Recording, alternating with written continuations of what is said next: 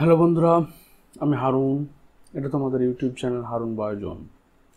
আজকে আমরা এই ভিডিওতে ক্লাস 10-এর চ্যাপ্টার 4 অভিব্যক্তি এবং অভিযোজন থেকে আমরা অভিব্যক্তির মতবাদের সাপেক্ষে প্রমাণ, অর্থাৎ যে এই যে আমাদের বললাম যে সরল জীব থেকে জটিল জীব তৈরি হলো, বা একটা জীব থেকে আরেকটা জীব তৈরি হচ্ছে বলে প্রত্যেকটা জীবের মধ্যে কি রয়েছে, একটা ইন্টার রিলেশন অর্থাৎ পারস্পরিক সম্পর্ক রয়েছে। সেই সম্পর্কটা কিসের দ্বারা প্রমাণিত হবে? ওকে, তার জন্য যে উদাহরণগুলো দরকার, যেগুলো আমাদের বুঝতে সাহায্য করবে যে একটা জীব থেকে আরেকটা জীব তৈরি হয়েছিল, সেটাই হচ্ছে এখানে অভিব্যক্তির সাপেক্ষে প্রমাণ। তো চলো দেরি না করে শুরু করা যাক। দেখ, প্রথমে বলছে অভিব্যক্তির মতবাদের সাপেক্ষে প্রমাণ, evidence in favour of the theory of evolution. বলছে অভিব্যক্তির মতবাদের সাপেক্ষে প্রমাণগুলো হলো কি কি প্রমাণ থেকে আমরা বুঝতে পারি যে একটা জীব থেকে আরেকটা জীব এসেছিল। এক হচ্ছে জীবাশ্ম ঘটিত প্রমাণ। জীবাশ্ম বলতে এই যে দেখো, পাললিক শিলা বা আগ্নেয় শিলার মধ্যে কোনো একটা প্রাণী দেহ চাপা পড়ে যায় এবং দীর্ঘকাল ধরে চাপা পড়ার ফলে সেখানে তাপ, চাপ ইত্যাদির প্রভাবে কি হয়, তার একটা ছাপ বা ছবি তৈরি হয়ে যায়, অর্থাৎ কঙ্কালগুলো সেখানে চাপা পড়ে থেকে যায়, অথবা তোমার এভাবে শিলার মধ্যে তার একটা ছবি পড়ে যায়। সেটাই হচ্ছে জীবাশ্ম ঘটিত প্রমাণ। 2 নম্বর হচ্ছে তুলনামূলক স্থানজনিত প্রমাণ, অর্থাৎ যে একটা অঙ্গের সঙ্গে অন্য একটা প্রাণীর একটা অঙ্গের সঙ্গে অন্য প্রাণীর সেই একই অঙ্গের সঙ্গে তুলনামূলক আলোচনা করলে বোঝা যায় তাদের মধ্যে কতটা মিল রয়েছে, কতটা অমিল রয়েছে। যেমন সমসমস্ত সমবৃত্তি অঙ্গ, নিষ্ক্রিয় অঙ্গজনিত প্রমাণ, মেরুদণ্ডী প্রাণীদের হৃৎপিণ্ডের গঠন সংক্রান্ত প্রমাণ এবং তুলনামূলক ভ্রূণতত্ত্বজনিত প্রমাণ। এই প্রমাণগুলো আজকে আমরা পড়ব। তো প্রথম হচ্ছে জীবাশ্ম ঘটিত প্রমাণ। তাহলে দেখো, জীবাশ্ম কি? অধুনা লুপ্ত, অর্থাৎ যা পৃথিবী এখন লুপ্ত হয়ে গেছে, আধুনিক যুগে যারা লুপ্ত হয়ে গেছে, কিন্তু একসময় যারা পৃথিবীতে ছিল। পাললিক শিলাস্তরের উপরে জীবদের প্রস্তরীভূত দেহ, প্রস্তরীভূত মানে প্রস্তরের মধ্যে পাথরের মধ্যে কি ভূত হয়ে চাপা পড়ে যাওয়া দেহ, তাদের দেহের অংশ বিশেষের ছাপ এবং তাদের যে ছাপ তাদের অস্তিত্বের নির্দেশকে কোনো চিহ্নকে জীবাশ্ম ফসিল বলা হয়। তাহলে একটা সময় কোনো একটা জীব ছিল পৃথিবীতে এবং সেই জীবটা কোনো শিলার মধ্যে চাপা পড়ে যায় এবং চাপা পড়ে যাওয়ার ফলে শিলার মধ্যে তার ছাপ থেকে যায়। সেটাই হচ্ছে তোমার জীবাশ্ম।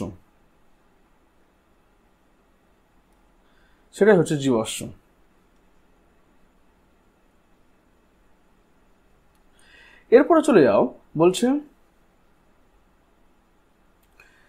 জীবাশ্মের গুরুত্ব কি, কেন তো জীবাশ্ম এত গুরুত্বপূর্ণ, এবং এই জীবাশ্ম সম্পর্কে যারা পড়াশোনা করে তাদেরকে বলা হচ্ছে কি প্যালিওন্টোলজিস্ট। এবং যে বিষয় নিয়ে পড়াশোনা হয়, যে বিষয়ে জীবাশ্ম নিয়ে পড়াশোনা হয় তাকে বলা হয় প্যালিওন্টোলজি। এবং যারা এই বিষয়ে গবেষক হয় তাদেরকে বলা হয় প্যালিওন্টোলজিস্ট। তার বিভিন্ন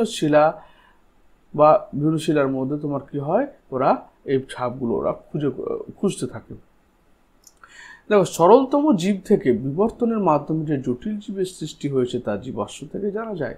কারণ যখন আমরা আজ 100 বছর বা 500 বছর আগে বা 1 কোটি বছর আগে আমরা পৃথিবীতে ছিলাম না।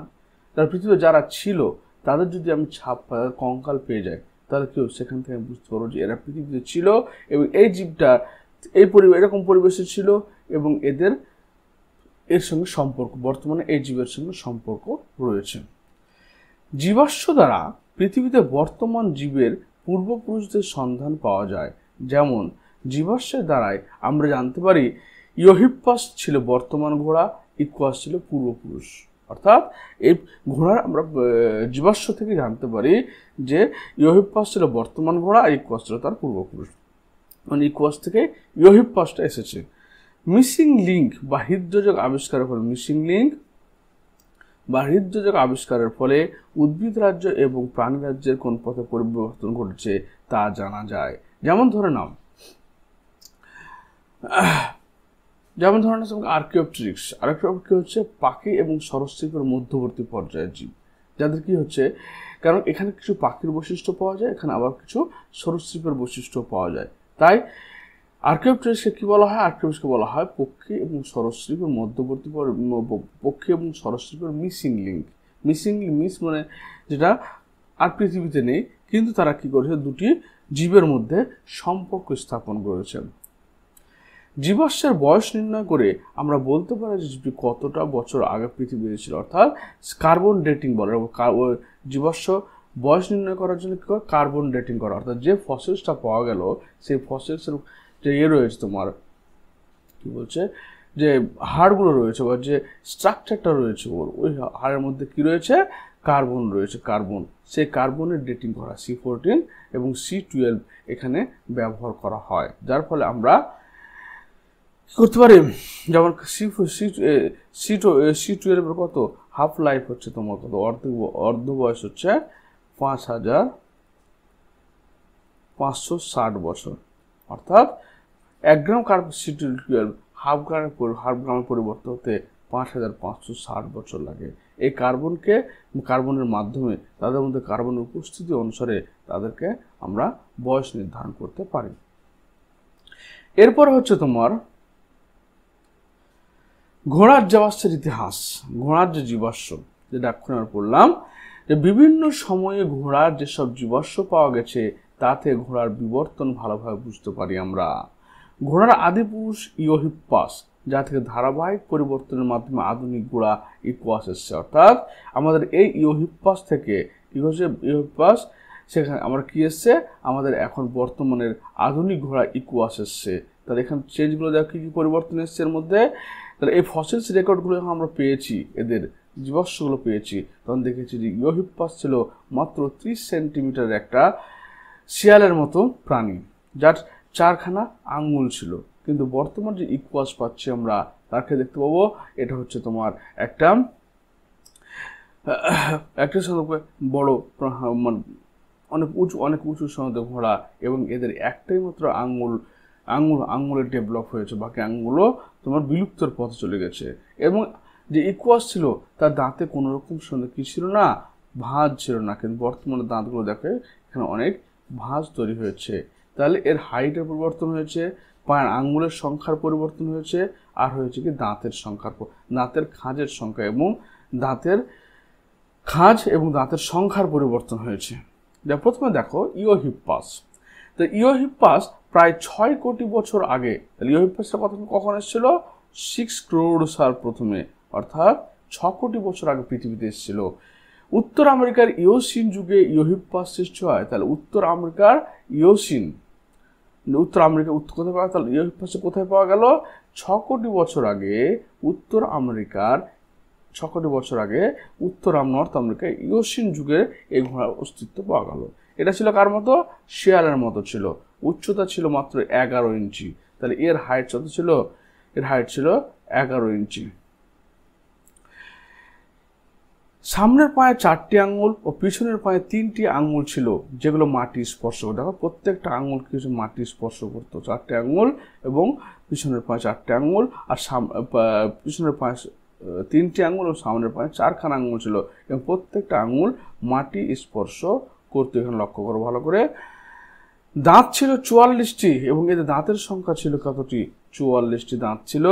মোলার বা পেশক দাঁতগুলো খাঁজহীন ছিল। মোলার বলতে আমাদের প্রথমে রয়েছে ইনসাইজার, তারপর ক্যানাইন, তারপরে মোলার। এই মোলার দাঁতগুলো ওদের ক্ষেত্রে খাঁজবিহীন ছিল, অর্থাৎ কোনো খাঁজ ছিল না সেরকমভাবে, এটা খাঁজ বলা হয়, খাঁজবিহীন। এদের উষাকালের ঘোড়া বলা হয় ডন হর্স। তাহলে একটা শর্ট কোয়েশ্চেন হয়ে গেল এখানে কি, ডন হর্স বলা হয়, ডন হর্স। তাহলে যখন আমরা ইওসিন যুগে উত্তর আমেরিকায় তোমার প্রথম আবিষ্কার হয় ইওহিপ্পাস কত, মাত্র তোমার 11 ইঞ্চি হাইট ছিল, এবং এদের 4টে আঙ্গুল ছিল সামনের পায়ে, 3টে আঙ্গুল পিছনের পায়ে ছিল, প্রত্যেকটা আঙ্গুল মাটি স্পর্শ করত। এবং কি হতো, এদের যে মোলার বা পেশক দাঁত ছিল সেগুলো খাঁজবিহীন ছিল। তারপর চলে আসো মেসোহিপ্পাস, মানে এই মেসোহিপ্পাস এসো। ইওহিপ্পাসের পরে অলিগোসিন যুগের, তাহলে কারা এসছে এখানে, এটা কোনটা, ইওসিন যুগে এসেছিল। ইওসিন এগুলো হচ্ছে তোমার যুগের নাম। এগুলো হচ্ছে। তারপর হচ্ছে মেসোপটেমিয়াস অলিগোসিন যুগে আসলো, অলিগোসিন যুগে। এর হাইট কত ছিল? 24 ইঞ্চি, অর্থাৎ ডবল হলো হাইটটা। এবং এদের অনেকটা ভেড়ার মতো, তাহলে এটা ছিল শিয়ালের মতো, এবার আসলে ভেড়ার মতো। প্রতিটি পায়ে 3টি করে আঙ্গুল ছিল এবং মাঝের আঙ্গুলটি লম্বা। তাহলে কি হলো? এদের এখানে যেমন কি সামনের পায়ে 4টা আঙ্গুল, পিছনের পায়ে 3টে আঙ্গুল ছিল, এর ক্ষেত্রে কি হলো? তোমার প্রতিটা পায়ে 3টে করে আঙ্গুল থাকলো, অর্থাৎ সামনের পায়ের একটা আঙ্গুল কমে গেল। এবং বলছে কি পেশক দাঁতের চূড়া ছোট ছিল, পেশক দাঁতের চূড়াটা কি ছিল? ছোট ছিল।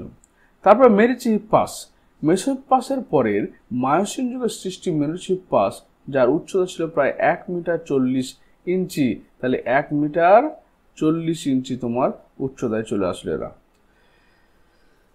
তারপর বলছে কি এর প্রায় প্রতি পায়ে 3টি করে আঙ্গুল ছিল, 3টা করে আঙ্গুল ছিল, মাঝের আঙ্গুলটি লম্বা এবং খুরযুক্ত হলো। তাহলে এখানেও কিন্তু 3টে আঙ্গুল মাটি স্পর্শ করতো, কিন্তু এখানে 3টে আঙ্গুলের মধ্যে 2টো আঙ্গুল, 2 এবং 4 নম্বর আঙ্গুলটা ছোট হয়ে গেল এবং 3 নম্বর আঙ্গুলটা খুরযুক্ত হলো। আবার কি হলো? পেশক দাঁত ছিল লম্বা, যা ঘাস চিবানোর ক্ষেত্রে উপযুক্ত। অগ্রপেশকগুলো পেশক দাঁতের মতো ছিল, তার পেশক দাঁতগুলো লম্বা হলো অনেকটা, এদের হাইট বাড়লো এবং এখানে ঘাস তৈরি হতে শুরু করলো। কেন? ঘাসকে ভালোভাবে চিবানোর জন্য। এবারে প্লায়োহিপ্পাস, প্লায়োহিপ্পাস মানে এই জায়গাটাতে চলে আসছে আমরা, এখানে আমরা পেয়ে গেলাম মোটামুটি। এই যুগে মেরিচিহিপ্পাসের পর এটা 1 মিটার বা 40 সেন্টিমিটার হলো। এখানে কত? 50 ইঞ্চি, 50 ইঞ্চি হাইটের এই ঘোড়াগুলো হলো এবং প্রত্যেকের পায়ে খুর সৃষ্টি হলো। এবং এর দেখো এখানে 2 এবং 4 বিলুপ্ত হয়ে গেছে, শুধুমাত্র 3 নম্বর খুরটা এখানে রয়েছে। এবং দন্তবিন্যাস ঘাস চিবানোর সহায়ক ছিল এবং এই দাঁতগুলো কি ঘাস চিবানোর জন্য যেরকম দাঁতের দরকার সেরকম ছিল। এরপর চলে আসলে ইকুয়াস, সবচেয়ে আমাদের মডার্ন যে ঘোড়া, বর্তমানে যে ঘোড়াগুলো আমরা দেখতে পাই, সেখানে দেখো বলছে কি এটা প্লিস্টোসিন যুগে সৃষ্টি হয় বর্তমান ঘোড়া ইকুয়াস। এদের উচ্চতা 60 ইঞ্চি ছিল, তাহলে এরা 50 ইঞ্চি থেকে 60 ইঞ্চি উঁচু হয়ে গেল। প্রত্যেকের পায়ে খুর সৃষ্টি হলো, পেশিগুলোর সংখ্যা বৃদ্ধি, দন্তচূড়া লম্বা হয়ে যায়, ঘাস চিবানোর উপযুক্ত। তাহলে এদের একটাই আঙ্গুল বৃদ্ধি পেল, সেটা হচ্ছে এবং সেটা খুরযুক্ত হয়ে গেল, আর 2 এবং 4 নম্বর আঙ্গুলটা উপরের দিকে উঠে গেল এবং এর দাঁতের সংখ্যা বৃদ্ধি পেল, দাঁতের সংখ্যা বাড়লো এবং দাঁতগুলো ঘাস চিপানোর উপযুক্ত হলো। সুতরাং ঘোড়ার ইতিহাস কি? আমরা ইওহিপ্পাস থেকে মেসোহিপ্পাস, যে ডন হর্স বলা হতো, ইওহিপ্পাস ঘোড়ার আদি পূর্বপুরুষ। এখানে এমসিকিউ কোয়েশ্চেনও আছে যে ঘোড়ার পূর্বপুরুষের নাম কি ছিল, বা হয়তো বলে মেসোহিপ্পাসের পরে কারা এসেছিল, বর্তমান ঘোড়ার নাম কি ছিল। মেসোহিপ্পাস, মেরিচিহিপ্পাস, প্লায়োহিপ্পাস এবং ইকুয়াস বর্তমান ঘোড়া। ঘোড়ার বিবর্তনের উল্লেখযোগ্য পরিবর্তনগুলো কি হলো? যে ইওহিপ্পাস 11 ইঞ্চির হলো, মেসোহিপ্পাস 24 ইঞ্চির হলো, মেরিচিহিপ্পাস হচ্ছে 40 ইঞ্চির হলো, প্লায়োহিপ্পাস হচ্ছে 50 ইঞ্চি, ইকুয়াস হচ্ছে 60 ইঞ্চি উঁচু হলো। এবং এদের 4টা আঙুল ছিল, সামনের পায়ে 3টে, পিছনের পায়ে ছিল 4টে আঙুল, কি হল মাটি স্পর্শ করতো। কিন্তু মেসোহিপ্পাসে এসে 3টে আঙুল হলো এবং 2 পায়ে, আর মেরিচিহিপ্পাসে এসে 3 নম্বর আঙুলটা বড় হলো এবং 2 এবং 4 নম্বর আঙুলটা ছোট হয়ে গেল, কারণ 3 নম্বর আঙুলটা খুরযুক্ত হলো এবং 2 এবং 4 আঙুলটা বিলুপ্ত হলো। এবার এখানে কি হচ্ছে? 3 নম্বর আঙুলটা তোমার আবার চলে আসলো, এই যে খুরযুক্ত মজবুত হয়ে গেল এবং 2 এবং 4 সেটা প্রায় বিলুপ্ত হয়ে গেল। আর কি হলো? এই ঘাস, এদের পেশক দাঁতগুলো কি ছিল? পেশক দাঁতগুলো তোমার ইওহিপ্পাসের ক্ষেত্রে ছোট ছিল এবং খাঁজ ছিল না, তারপর সাইজে বড় হতে শুরু করলো এবং খাঁজ তৈরি হতে শুরু করলো।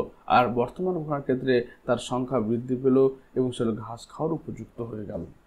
আশা করি বুঝতে পারো, সেটা খুবই ইম্পর্টেন্ট, তোমাদের পরীক্ষায় আসতে পারে। তারপর আবার তুলনামূলক সারির স্থান, এটা খুব ইম্পর্টেন্ট ইন্টারেস্টিং জিনিস। দেখো বলছে কম্পারেটিভ অ্যানাটমিক্যাল এভিডেন্স, বিভিন্ন জীবের বাহ্যিক অঙ্গের সাদৃশ্য বৈসাদৃশ্য আলোচনাকে তুলনামূলক অঙ্গ সংস্থান বলি। আবার বিভিন্ন জীবদের ভিতরে অবস্থিত অঙ্গের সাদৃশ্য বৈসাদৃশ্যের তুলনামূলক আলোচনা হলো তুলনামূলক সারির স্থান। মানে এখানে বলা হচ্ছে যে আমরা ভিন্ন জীবদের যে এক্সটার্নাল স্ট্রাকচার অর্থাৎ বাইরের যে গঠন বা ভিতরের যে অন্তর্গঠন সেগুলো পর্যালোচনা করে আমরা দেখব যে তাদের মধ্যে কতটা মিল রয়েছে। তার প্রথমে দেখো সমসমস্ত অঙ্গ। তো সমসমস্ত মানে কি? সম মানে হচ্ছে একই, সমস্ত মানে হচ্ছে গঠন, অর্থাৎ যখন একই রকমের গঠন হবে। যেমন দেখো এখানে তিমির প্যাডেল, তিমির যে অগ্রপথটা প্যাডেলে পরিণত হয়েছে, পাখির ডানা, বাদুড়ের ডানা, ঘোড়ার অগ্রপদ, মানুষের হাত। এদের চারটে দেখো সবার ক্ষেত্রে কি হচ্ছে, এদের যদি গঠন দেখা যায় তো গঠনগুলো একই রকম। কি গঠন দেখতে পাবে তুমি এখানে? যেখানে কি রয়েছে? হিউমেরাস রয়েছে, সবার ক্ষেত্রে তোমার হিউমেরাস রয়েছে। সে আকারে আলাদা হতে পারে কিন্তু হিউমেরাস রয়েছে। তারপর রেডিয়াস আলনা রয়েছে, প্রত্যেকের ক্ষেত্রে দুটো করে হাড় রয়েছে, রেডিয়াস আলনা, রেডিয়াস আলনা রয়েছে, রেডিয়াস আলনা রয়েছে। এর পিছনে আছে রেডিয়াস এবং এখানে আলনা রয়েছে, এখানে রেডিয়াস আলনা রয়েছে, এখানে রেডিয়াস আলনা রয়েছে।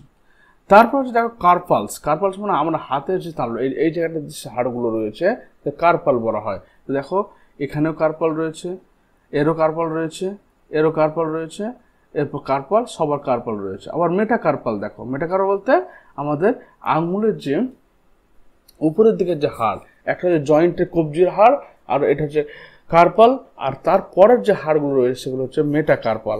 মেটাকার্পালগুলো বলা হয় মেটাকার্পাল। এবার এই মেটাকার্পালগুলো দেখো কি হচ্ছে, সবার ক্ষেত্রে মেটাকার্পাল আছে। তারপর ফ্যালাঞ্জেস মানে আঙুলের যে হাড়গুলো রয়েছে সেগুলো ফ্যালাঞ্জেস বলা হয়, সেটাও সবার ক্ষেত্রে রয়েছে। তাহলে দেখা যাচ্ছে যে তিমির অগ্রপদ, পাখির ডানা, বাদুড়ের ডানা, ঘোড়ার অগ্রপদ, মানুষের হাত, সবগুলো গঠন একই রকম। এই গঠন একই রকম হতে কি প্রমাণ পাচ্ছি আমরা? তাহলে যে এদের কি ছিল, পূর্বপুরুষ ছিল একটাই, এবং সেই পূর্বপুরুষ থেকে আমরা নতুন ধরনের মানে এই সমস্ত জীবগুলো পেয়েছি, কিন্তু ভিন্ন পরিবেশে থাকার জন্য এদের অভিযোজন বিভিন্ন হয়ে গেছে। অর্থাৎ জীবদেহের যেসব অঙ্গের উৎপত্তি এবং গঠন একই কিন্তু কাজ আলাদা সমস্ত বলে। অর্থাৎ তিমির ফ্লিপার কি করছে? সমুদ্র জলে সাঁতার কাটার কাজে ব্যবহার হচ্ছে। পাখির ডানা কি করছে? উড়তে সাহায্য করছে। বাদুড়ের ডানা উড়তে সাহায্য করছে। ঘোড়ার অগ্রপথ দৌড়াতে সাহায্য করছে। মানুষের হাত কোনো কিছু ধরতে সাহায্য করছে। তাহলে এগুলো কি বোঝাচ্ছে? যে তোমার এদের উৎপত্তি এবং গঠন একই, কিন্তু ভিন্ন পরিবেশে থাকার জন্য এদের কাজ হচ্ছে আলাদা। এটাই হচ্ছে তোমার সমস্ত অঙ্গ। উদাহরণ দিতে সেখানে বলো পাখির ডানা, বাদুড়ের ডানা, তিমির ফ্লিপার, শিরের অগ্রপদ, ঘোড়ার অগ্রপদ, মানুষের হাত ইত্যাদি সমস্ত অঙ্গের উদাহরণ। অঙ্গগুলোর বাহ্যিক গঠন আলাদা হলেও এদের অস্থি নির্মিত আভ্যন্তরীণ গঠন প্রায় একই রকমের, কারণ প্রত্যেকের ক্ষেত্রে অঙ্গগুলো হিউমেরাস, রেডিয়াস আলনা, কার্পাল, মেটাকার্পাল, ফ্যালাঞ্জেস অস্থিতে তৈরি থাকে। এটা সবার ক্ষেত্রে রয়েছে। এবং অঙ্গগুলোর বাহ্যিক গঠনের যে পার্থক্য দেখা যায় তা ভিন্ন পরিবেশে অভিযোজিত হওয়ার ঘটেছে। ওড়ার জন্য পাখির অগ্রপদ ডানায় পরিণত হয়েছে, দ্রুত দৌড়ানোর জন্য ঘোড়ার অগ্রপদে আঙুলের সংখ্যা হ্রাস পেয়েছে, একটি মাত্র খুরে পরিণত হয়েছে, জলে সাঁতার কাটার জন্য তিমির অগ্রপদ ফ্লিপার পরিণত হয়েছে, সূক্ষ্ম কাজ করার জন্য কোনো বস্তুকে আঁকড়ে ধরার জন্য মানুষের অগ্রবাহু, হাতের বুড়ো আঙুলটি অন্যান্য আঙুলের অবস্থান থেকে দূরে সরে গেছে। বিভিন্ন মেরুদণ্ডী প্রাণীর উৎপত্তি একই পূর্বপুরুষ থেকে হয়েছে বলে কে সমস্ত অঙ্গগুলির মধ্যে মিল দেয়। তাহলে সমস্ত অঙ্গকে এদের পূর্বপুরুষটা এক, পূর্বপুরুষ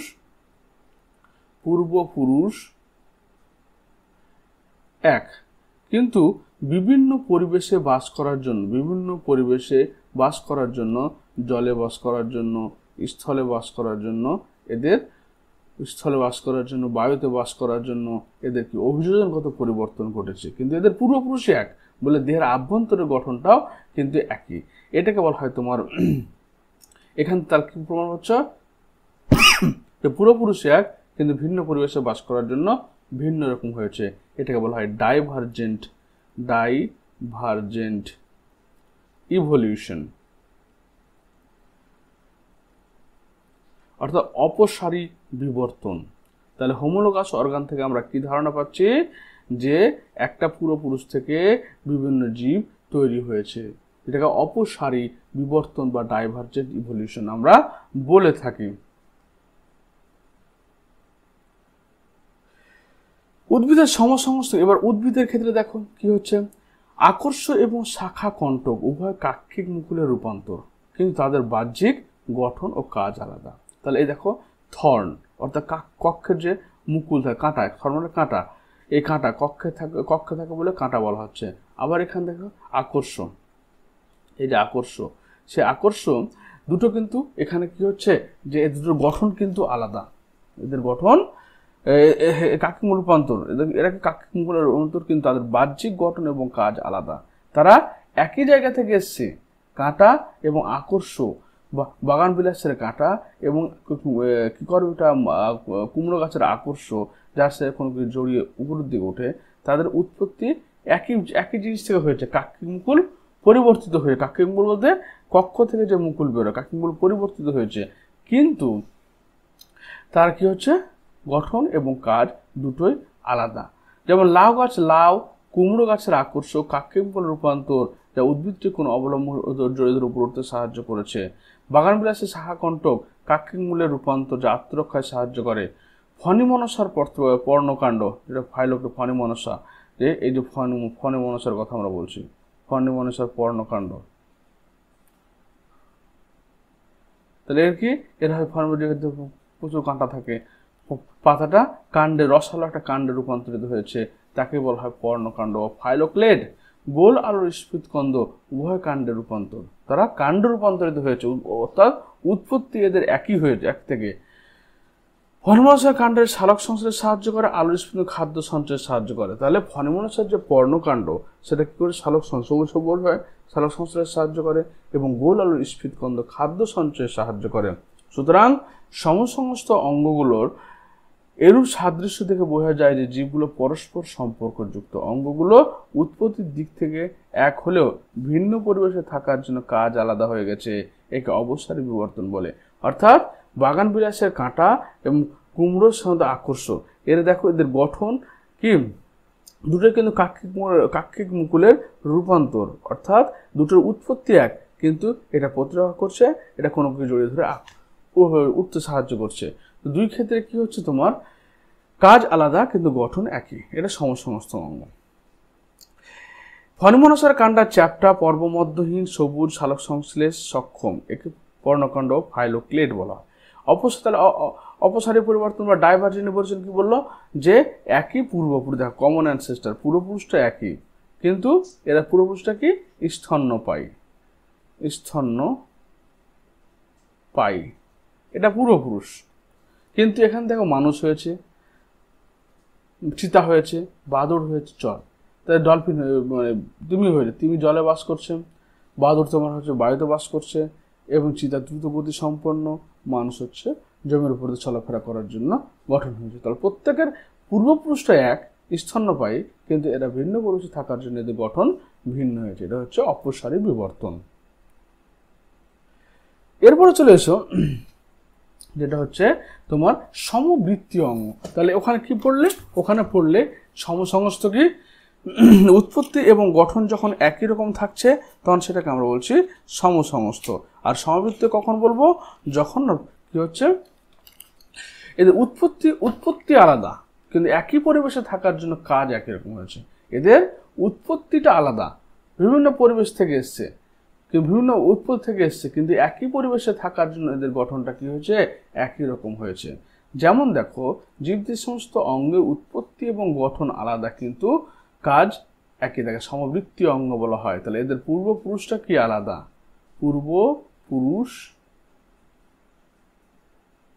পূর্বপুরুষ আলাদা, কিন্তু একই পরিবেশে থাকার জন্য গঠন কি হচ্ছে, গঠন হচ্ছে একই রকম হচ্ছে। যেমন পতঙ্গের ডানা, পাখির ডানা এবং বাদুড়ের প্যাটাজিয়াম প্রভৃতি সমবৃত্তীয়, কারণ পতঙ্গ হচ্ছে কোথেকে এসছে, আর্থ্রোপোডা সন্ধিপদ প্রাণী, পাখি হচ্ছে কি পক্ষী জাতীয় প্রাণী, আর হচ্ছে আর এই বাদুড় হচ্ছে কি স্তন্যপায়ী প্রাণী। তাহলে এরা কি তিন জায়গা থেকে এসছে, কিন্তু যেহেতু বায়ুতে ওরা কি করবে, উড়বে, তাই ওদের ক্ষেত্রে সব ডানায় অগ্রপদ ডানায় পরিণত হয়ে গেছে।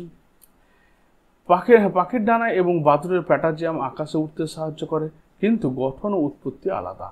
পতঙ্গের ডানা বহিঃকঙ্কাল রূপান্তর, পতঙ্গের ডানা যেটা রয়েছে সেটা বহিঃকঙ্কাল, অর্থাৎ বাইরের দিকে যে আবরণ থাকে তাই বহিঃকঙ্কাল বলা হয়। পাখির ডানা হচ্ছে অগ্রপদ রূপান্তর, বাদুড়ের প্যাটাজিয়াম হচ্ছে অগ্রপদ এবং পশ্চাৎপদের মধ্যবর্তী একটা জয়েন্টেড পর্দা। উদ্ভিদের সমবৃত্তি অঙ্গ দেখো, মটর গাছের আকর্ষ এবং ঝুমকুলতার আকর্ষ, দুটোই আকর্ষণ, কিন্তু দুটোর উৎপত্তি আলাদা। যেমন ভৃঙ্গ আকর্ষক উভয় দুর্বল কাণ্ডযুক্ত উদ্ভিদ হয়, উভয়ের আকর্ষক অবলম্বনকে জড়িয়ে ধরে উপরের দিকে উঠতে বা আরোহণে সাহায্য করে। তাহলে মটর গাছ যেটা হচ্ছে মটর, এটা যৌগিক পত্রের অর্থাৎ পাতার রূপান্তর, আর এটা হচ্ছে কাণ্ডের রূপান্তর।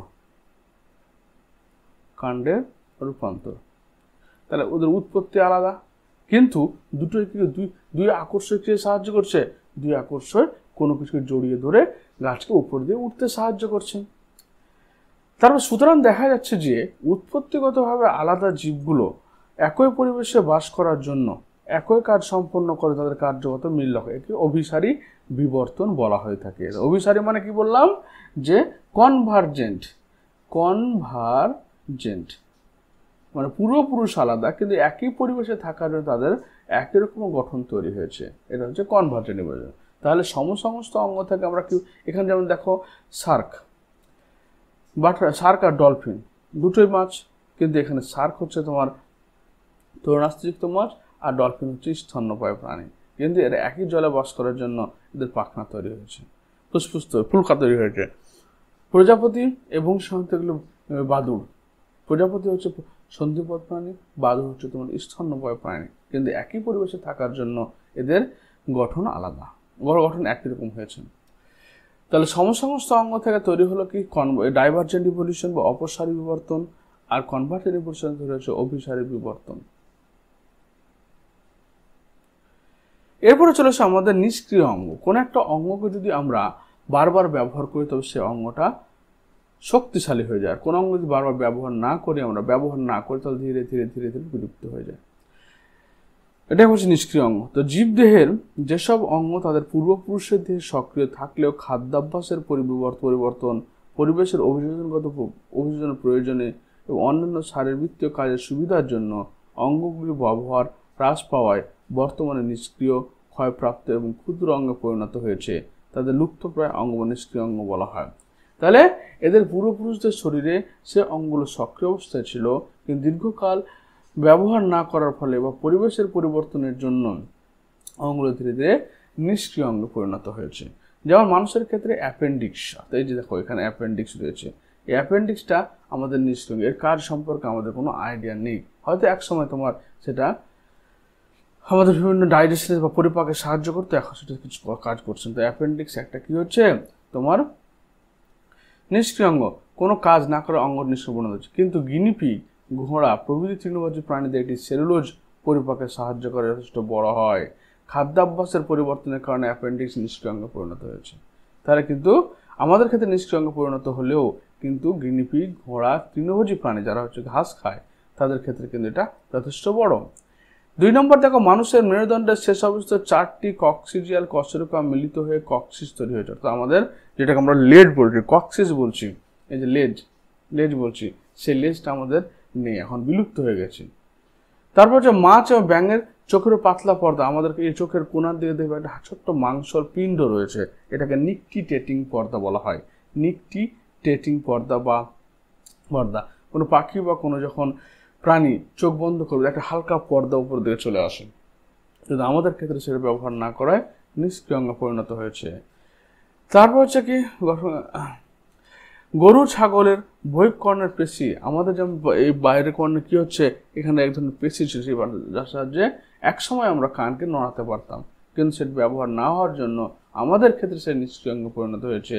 আর যে বলছে অন্যান্য প্রাণীদের ক্ষেত্রে, কানে গরু ছাগলের ক্ষেত্রে কান নড়াতে পারে, ওদের ক্ষেত্রে পিনা মাসেলটা অর্থাৎ কানের পেশিটা সক্রিয় অবস্থায় আছে। এছাড়া দেখতে পাবে যে আমাদের ছেলেদের ক্ষেত্রে স্তন ব্যবহার না হওয়ার জন্য সেটা লুপ্ত প্রায় হয়ে গেছে, কিন্তু মেয়েদের ক্ষেত্রে সেটা ব্যবহারের জন্য সেটা সক্রিয় অবস্থায় আছে। মানুষ ছাড়া অন্যান্য প্রাণী নিষ্ক্রিয় অঙ্গে, যেমন উট পাখি, এমু পাখির ডানা নিষ্ক্রিয়, অর্থাৎ উট পাখি দেখো উড়ে না ওড়ার জন্য উট পাখি কি হয়েছে, ডানাটা নিষ্ক্রিয় অঙ্গে পরিণত হয়েছে। সাপের পাইথনের নিষ্ক্রিয় পশ্চাৎপদ শনিচক্রের সঙ্গে যুক্ত হয়ে গেছে, অর্থাৎ ব্যবহার না হওয়ার জন্য যুক্ত হয়ে গেছে। উদ্ভিদের ক্ষেত্রে দেখো মাটির নিচে থাকা কাণ্ডের আদা, আলু, হলুদ, বাদামি রঙের শল্কপত্র তৈরি হয়েছে, কার্কাসনদার স্টামিনা মানে হচ্ছে বন্ধা, অর্থাৎ পরাগরেণুবিহীন পরাগধানী থাকবে কিন্তু পরাগরেণু থাকবে না। নারকেলের পিস্টিলর বা নিষ্ক্রিয় গর্ভকেশর, নারকেলের যে গর্ভকেশর নিষ্ক্রিয় হয়। সুতরাং লুপ্তপ্রায় অঙ্গ থেকে প্রমাণ করা যায় পূর্বপুরুষ যে অঙ্গগুলো সক্রিয় ছিল সেগুলো পরবর্তী বংশধরদের দেহে অব্যবহারের ফলে লুপ্তপ্রায় নিষ্ক্রিয় অঙ্গে পরিণত হয়েছে। নিষ্ক্রিয় অঙ্গগুলো জীবেরা সক্রিয় অঙ্গবিশিষ্ট উদ্বংশের জীব থেকে সৃষ্টি হয়েছে, এই তত্ত্ব জৈব বিবর্তনকে সমর্থন করে।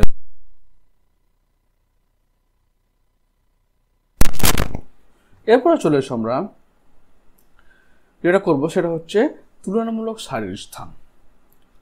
প্রথমে দেখো হৃৎপিণ্ডের গঠন। তো তোমরা যদি হৃৎপিণ্ড দেখো তাহলে এটা মাছের হৃৎপিণ্ড, যেখানে একটা অলিন্দ এবং একটা নিলয় থাকলো। আবার যদি মাছ থেকে উভচরে আসো দেখবে যে একটা অলিন্দ বা ডান অলিন্দ, বাম অলিন্দ এবং নিলয়। অর্থাৎ অলিন্দটা কি হলো, অলিন্দটা তোমার দুটো ভাগে ভাগ হয়ে গেল, নিলয়টা কিন্তু একটা চেম্বারে থাকলো।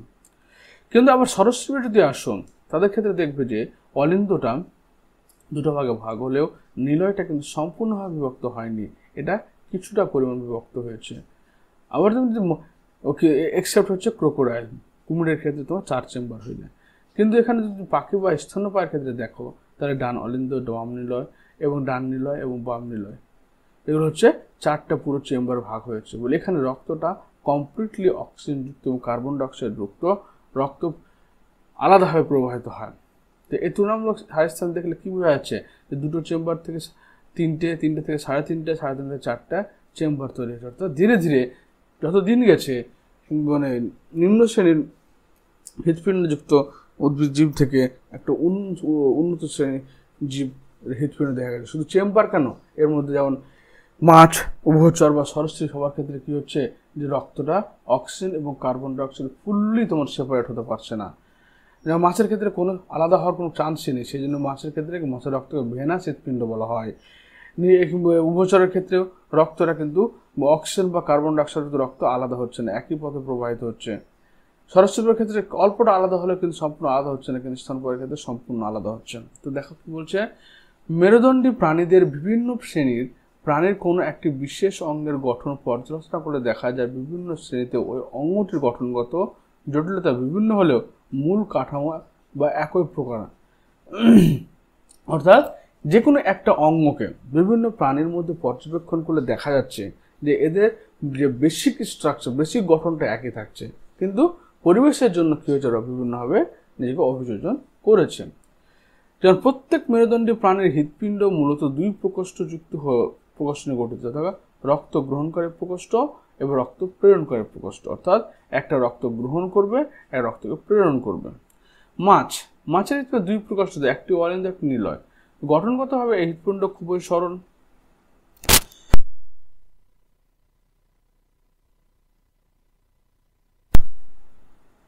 এই হৃৎপিণ্ডের মধ্য দিয়ে কেবল CO2 যুক্ত রক্ত ও দূষিত রক্ত সংবাদ যা জলে বসবাসের পক্ষে উপযুক্ত।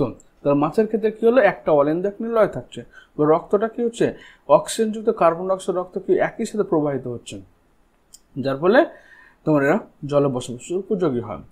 তার উভচরের ক্ষেত্রে 3 প্রকোষ্ঠযুক্ত, ডান অলিন্দ বা বাম অলিন্দ আর ডান আর নিলয়। এখানে কি হচ্ছে দেখো, মাছ অপেক্ষা এদের হৃৎপিণ্ড কিছুটা জটিল উন্নত মানের হলেও এদের নিলয়ে অধিক CO2 যুক্ত এবং অধিক অক্সিজেনযুক্ত রক্তের মিশ্রণ ঘটে। এই জায়গাটাতে কি হলো, মিশ্রণ ঘটে গেল। সরীসৃপ হৃৎপিণ্ডের অসম্পূর্ণভাবে 4টি প্রকোষ্ঠ, অসম্পূর্ণ বলতে অলিন্দ, নিলয় আছে, বাম অলিন্দ, ডান অলিন্দ আছে, এবার ডান নিলয় এবং বাম নিলয়, এটা কিন্তু হাফ অর্ধেকটা মানে বিভক্ত, কিন্তু সম্পূর্ণ বিভক্ত হতে পারেনি। নীলের অসম্পূর্ণ প্রাচীর থাকে দূষিত বিশুদ্ধ রক্তের মিশ্রণ আংশিকভাবে বন্ধ হয়। সরস্বতীদের মধ্যে একমাত্র কুমিরের হৃৎপিণ্ড 4 প্রকার, উভচর তুলনায় সরস্বতীর হৃৎপিণ্ড, তাহলে উভচরদের তুলনায় সরস্বতীর হৃৎপিণ্ড আর একটু উন্নত মানের হলো। এরা 3.5 চেম্বার, কিন্তু মনে রাখবে শুধুমাত্র কুমিরের ক্ষেত্রে এরা 4 চেম্বার হয়ে যায়। পক্ষী বা স্তন্যপায়ী প্রাণীর ক্ষেত্রে তাহলে এটা হচ্ছে কি 4টা আলাদা চেম্বার রয়েছে, যেখানে দেখো এখানে কি হচ্ছে CO2 যুক্ত রক্ত তোমার ডান অলিন্দ, ডান নিলয় দিয়ে প্রবাহিত হচ্ছে, কিন্তু অক্সিজেন যুক্ত রক্ত রেড রিজিয়ন রয়েছে, দেখেন বাম অলিন্দ এবং বাম নিলয়ের মধ্য দিয়ে প্রবাহিত হয়। উপরোক্ত আলোচনা থেকে পরিষ্কার বোঝা যায় যে হৃৎপিণ্ডের মৌলিক গঠন বা কাঠামো সকল মেরুদণ্ডী প্রাণীতে একই, অলিন্দ নিলয় সবার মধ্যে রয়েছে। শুধুমাত্র গঠনগত জটিলতা ক্রমান্বয়ে বৃদ্ধি পেয়েছে, শুধু অলিন্দ নিলয়ের ভাগ হতে শুরু করেছে, কিন্তু অলিন্দ নিলয় সবগুলোতে রয়েছে। এটা কিন্তু খুব ইম্পর্টেন্ট বড় প্রশ্নের জন্য। তারপর হচ্ছে দেখো এবার সবচেয়ে একটা অন্যতম ইন্টারেস্টিং ফ্যাক্ট হচ্ছে তুলনামূলক ভ্রূণ তত্ত্বজনিত প্রমাণ। মানে আমাদের যে ভ্রূণ, মাছ, উভচর, সরীসৃপ, পক্ষী, স্তন্যপায়ী সবার ভ্রূণের প্রাথমিক পর্যায়ে দেখো সবগুলো একই রকমের হয়, কিন্তু যখন দিন বাড়তে থাকে তখন সবাই দেখো নিজের নিজের আকার আকৃতি নিয়ে নেয়। এটাকে বলা হচ্ছে ভ্রূণ তত্ত্বজনিত প্রমাণ। তাহলে এটা কি হচ্ছে দেখো, বলছেন জীববিদ্যার যে শাখায় নিষেকের ফলে সৃষ্টি জাইগোট, তার কি নিষেকের ফলে সৃষ্টি জাইগোট, যেখানে পুংগ্যামেট আর স্ত্রী গ্যামেট মিলনের পর কি জাইগোট তৈরি করেছে একটা সিঙ্গেল সেল, ওকে, থেকে ভ্রূণ বা ভ্রূণের পরিস্ফুরণ পূর্ণাঙ্গ অবস্থায় পরিণত হওয়ার ঘটনা বলে আলোচনা করা হয়, তাকে ভ্রূণবিদ্যা ভ্রূণ তত্ত্ব বলা হয়। তাহলে একটা জাইগোট, একটা কোষ থেকে দেখো একটা ভ্রূণ তৈরি হচ্ছে। এই যে এতগুলো স্টেপ, এই স্টেপগুলোকে বলা হয় ভ্রূণ তত্ত্ব বা এমব্রায়োলজি। অর্থাৎ মায়ের পেটে যখন বাচ্চা তৈরি হয়, সেই জাইগোট থেকে শুরু করে এই ভ্রূণ তৈরি হওয়া পর্যন্ত প্রত্যেকটা স্টেপে যে পড়াশোনা, সেই পড়াশোনাকে বলা হচ্ছে এমব্রায়োলজি, ভ্রূণ তত্ত্ববিদ্যা। এখানে কি তৈরি দেখো, জাইগোট তৈরি হয়। জাইগোট থেকে কি হয়, মরুলা তৈরি হয়। মরুলা আসলে কি, মরুলা হচ্ছে এটা 16টা স্টেজ যুক্ত একটা, মানে 16খানা কোষযুক্ত একটা গঠন। তারপর ব্লাস্টুলা, এই যে ব্লাস্টুলা, ব্লাস্টোসিস্ট, এখানে 32খানা থেকে 64খানা কোষ থাকবে। তারপর হচ্ছে গ্যাস্ট্রুলা, গ্যাস্ট্রুলা ফেজ, এই ব্লাস্টুলার পরবর্তী হচ্ছে গ্যাস্ট্রুলা ফেজ। গ্যাস্ট্রুলা ফেজে কি হয়, এখানে 3টে জার্ম লেয়ার তৈরি হয়, অর্থাৎ এরকম ভাবে ওটা গঠন হয়। এরকম 3টে জার্ম, একটা হচ্ছে একটোডার্ম তৈরি হয়, একটোডার্ম, একটা হচ্ছে মেসোডার্ম তৈরি হয়, মেসোডার্ম, একটা তৈরি হয় এন্ডোডার্ম। এটাকে বলা হচ্ছে এই 3টে জার্ম লেয়ার থেকে প্রত্যেকটা অংশ থেকে আমাদের বডি তৈরি হয়। যেমন একটোডার্ম থেকে আমাদের স্কিন তৈরি হয়, নেল তৈরি হয়, হেয়ার তৈরি হয়, আমাদের নার্ভাস সিস্টেম তৈরি হয়। মেসোডার্ম থেকে আমাদেরকে বোন এবং কার্টিলেজ তৈরি হয়, এবং এন্ডোডার্ম থেকে আমাদের ভিতরের যে অর্গানগুলো রয়েছে অর্গানগুলো তৈরি হয়। বিভিন্ন মেরুদণ্ডী প্রাণীদের ভ্রূণের পরিস্ফুরণের সময় কতগুলো সাধারণ বৈশিষ্ট্য লক্ষ্য করা যায়। যেমন গ্যাস্ট্রুলা, 3টি জার্ম স্তর, একটোডার্ম, এন্ডোডার্ম এবং মেসোডার্ম, 3টে। এই গ্যাস্ট্রুলা, ব্লাস্টুলা, ব্লাস্টোসিস্টের পরে আমাদের গ্যাস্ট্রুলা হয়। গ্যাস্ট্রুলায় কি হয়, তোমার জরায়ুর মধ্যে ভ্রূণের ইমপ্লান্টেশন, অর্থাৎ ভ্রূণটা ওখানে স্থাপিত হয়। গলবিল অঞ্চলে বহিস্থ ফুলকা খাঁজ বর্তমান, এই দেখো গলবিল অংশে, এই জায়গাটাতে গলবিল অংশ বহিস্থ ফুলকা খাঁজ বর্তমান। এক সারি অন্তস্থ যুগ্ম ফুলকা থাকে, ল্যাজ সদৃশ্য গঠন উপস্থিতি, খণ্ডকোণে সজ্জিত মায়োটোম পেশি খণ্ড, অর্থাৎ প্রত্যেকে দেখো ল্যাজ রয়েছে।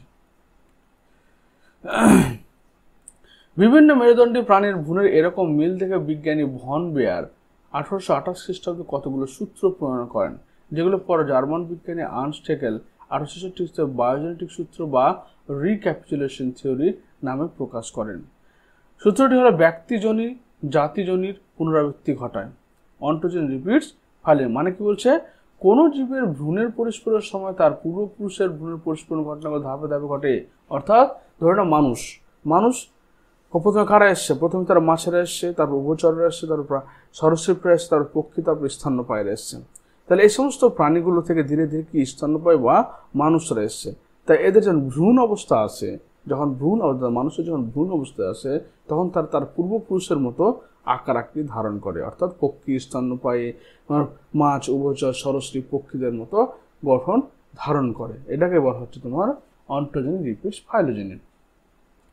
যেমন ধরো এই যে জাইগোট, একটাই কোষযুক্ত একটা কোষ তৈরি হলো, তাহলে এটা এককোষী হলো। এককোষী হওয়ার জন্য এটাকে আমরা বলছি প্রোটোজোয়া বা আদ্য প্রাণী।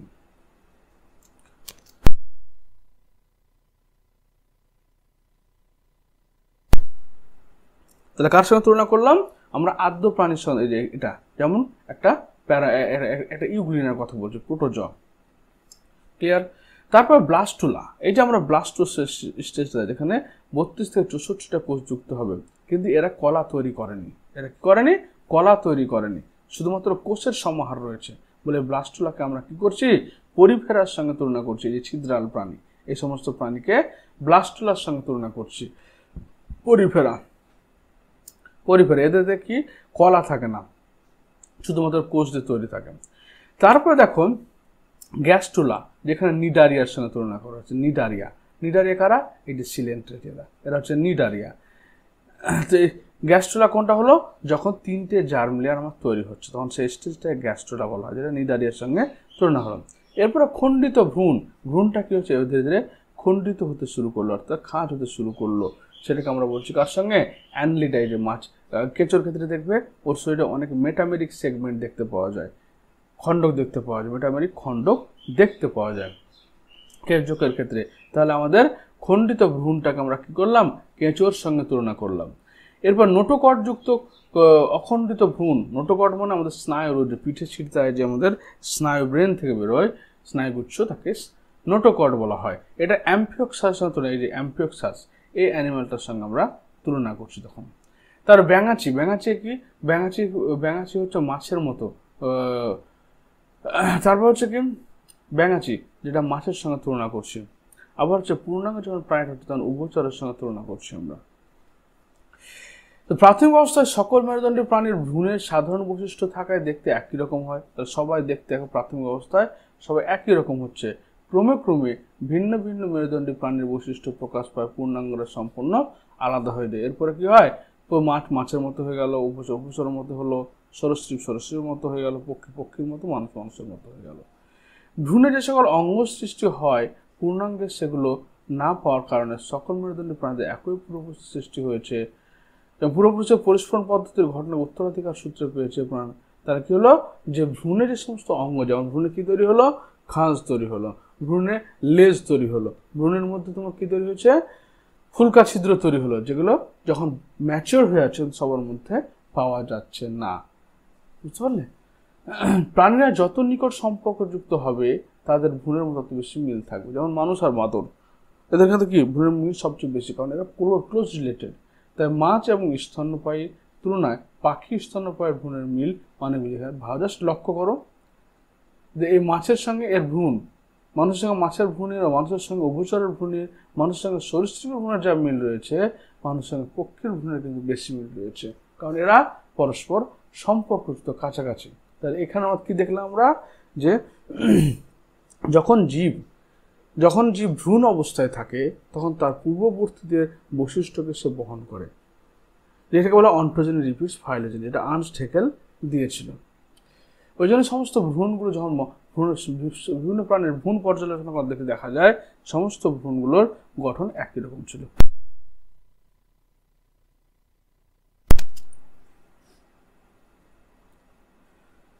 এরপর আমাদের ব্যক্তিজনী এবং জাতিজনীর পার্থক্য। কোন একটা জীবের বৃদ্ধি এবং বিকাশের পর্যালোচনা করা হয় ব্যক্তিজনী। কোন একটা জীব কেমনভাবে বড় হচ্ছে, তার বিকাশ কেমনভাবে হচ্ছে, সেটাকে ব্যক্তিজনী বলছি। জাতিজনী মানে হচ্ছে একটা জীবের সঙ্গে আরেকটা জীবের যে পারস্পরিক সম্পর্ক, যার ফলে তাদের মধ্যে একটা রিলেশন বা তাদের ইভলিউশনের বিবর্তনগত ছক তৈরি করা যায়। বিভিন্ন জীবদের মধ্যে পারস্পরিক সম্পর্ক এবং তাদের বিবর্তনের ইতিহাস ব্যক্তির একটা জীবনকালে ঘটে, কিন্তু একটি প্রজাতির বিবর্তন কিভাবে ঘটেছে, অর্থাৎ কিভাবে বাদর থেকে মানুষ এসছে, বাদর আর মানুষের মধ্যে কি মিল রয়েছে। কারণ একটা বাদর থেকে আমরা বলছি বাদর থেকে, মাংকি থেকে তোমার মানুষ এসেছে, হলো। আবার তাহলে পক্ষী থেকে, সরীসৃপ থেকে, সরীসৃপ থেকে পক্ষী এসেছে। তাহলে এখানে সরীসৃপ এবং পক্ষীর মধ্যে বেশি মিল রয়েছে, বাদর এবং মানুষের মধ্যে বেশি মিল রয়েছে বাদর এবং পক্ষীর তুলনায়। সুতরাং এগুলো হচ্ছে জাতিজনী। তাহলে একটা জীব থেকে আরেকটা জীব এসছে। ডিম থেকে কিভাবে মুরগি সৃষ্টি হয় তা জানা যায় ব্যক্তিজনীর মাধ্যমে, কিন্তু কিভাবে মুরগি তার পূর্বপুরুষ উদ্ভূত জীব থেকে সৃষ্টি হয়েছিল সেটা হচ্ছে জাতিজনী। জাতিজনী মানে হচ্ছে কিভাবে একটা জীব থেকে আরেকটা জীব, সরল জীব থেকে জটিল জীব কিভাবে আসলো, এবং তাদের মধ্যে কোন কোন জীবের মধ্যে সম্পর্ক সবচেয়ে ক্লোজ এবং কোন জীবের মধ্যে সম্পর্ক দূরবর্তী, তাকেই বলা হচ্ছে তোমার এই জাতিজনী টুকরো করে দাও। ডারউইনের প্রাকৃতিক নির্বাচনের ভিত্তি ছিল 4টি। একই প্রজাতির জীবদের মধ্যে পার্থক্য তৈরি হবে কেন? তাদের মধ্যে সংগ্রাম তৈরি হওয়ার জন্য প্রকরণ বলে। আপত্যের বৈশিষ্ট্য তার পিতামাতার মতো হয়, কারণ বৈশিষ্ট্যগুলো পিতামাতা থেকেই আপত্যের সঞ্চারিত হয়। ডারউইন বলল কি, যে সমস্ত বাচ্চা তৈরি হবে সে বাচ্চার বৈশিষ্ট্যগুলো পিতামাতার মতোই হবে, কেন? পিতামাতা থেকেই তারা আসছে। জীব প্রচুর সংখ্যায় আপত্তি সৃষ্টি করলে সবগুলো বেঁচে থাকে না বা পরিণত হয় না। বেশিরভাগ প্রতিযোগিতা, শিকার, রোগের ফলে মারা যায়, জীবন সংগ্রাম ঘটে। অর্থাৎ অত্যাধিক হারে বংশবৃদ্ধি হলেও কিন্তু সবগুলো জীব কিন্তু বেঁচে থাকে না। কেন থাকে না? তারা বিভিন্ন সংগ্রামে, তারা নিজেদের মধ্যে সংগ্রাম, প্রতিকূল পরিবেশের সঙ্গে সংগ্রাম, অন্য প্রজাতির সঙ্গে সংগ্রামে লিপ্ত হয়। কোন প্রজাতির পপুলেশনের সদস্য সংখ্যা প্রায় নির্দিষ্ট থাকে। দানব করেছিলেন যে সকল জীবরা প্রতিযোগিতায় জয়ী হয় তারাই বেশি সুবিধা লাভ করে, অধিক আপত্তি সৃষ্টি করে, অপত্য সঞ্চারিত। অর্থাৎ যারা অত্যাধিক বংশবৃদ্ধি করার পরে যখন খাদ্য বাসস্থানের জন্য তাদের মধ্যে কি হবে? কম্পিটিশন হবে। সেই কম্পিটিশনে যারা তোমার জয়ী হবে তারাই সবচেয়ে বেশি বেঁচে থাকবে এবং তারাই তার পরিবেশের দ্বারা বেশি লাভবান হবে এবং বেশি আপত্তি সৃষ্টি করবে।